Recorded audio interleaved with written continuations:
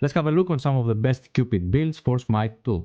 These builds are all formed by researching high-ranking players' match history and being tested in both Arena and Conquest matches.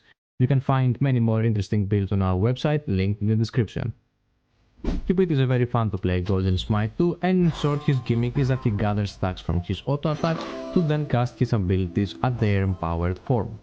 The first build we're gonna see works as the best default for carry role in Conquest mode and has the Lernean bow as its first item. We like to pick this item as fast as possible, even if that means we are not buying a starter item, because of his active ability that shoots a piercing arrow that we want to use to clear every single minion wave.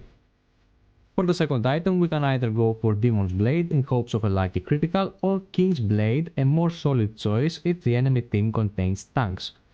Either way, your third item will always be the Executioner, giving you great stats plus some penetration. Your fourth option varies depending on which item you build second. If you went for critical with Demon's Blade, you should build Deathbringer now to increase your critical damage and chances. If you took a safe road and went for King's Blade, picking up Titan's Bane next will provide you with a solid damage output no matter who you are targeting.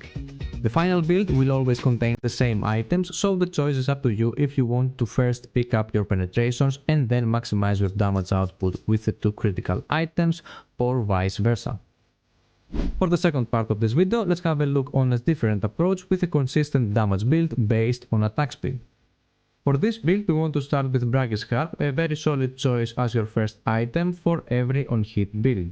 For the second item, we will again pick the Executioner, and for our third item, we will now pick Odysseus' Bow, a pure attack speed item that will trigger a chain lightning effect every fourth basic attack, scaling based on our basic attack's damage. Note that the lightning can bounce between two targets, dealing massive damage in the late game.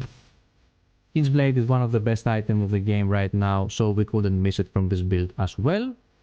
And for our fifth item, a very unique choice, Sunbeam Bow. Apart from its OK stats, Sunbeam's Bow active will allow you to fire 2 extra projectiles with its basic attack at cost of mana. Lastly, as every build requires penetration, we will of course build Titan's Bane. And that's two very efficient and fun to play builds for Cupid for both Arena and Conquest for January 2025. For more Smite 2 builds, follow Nubia's game guides, and see you on the next video.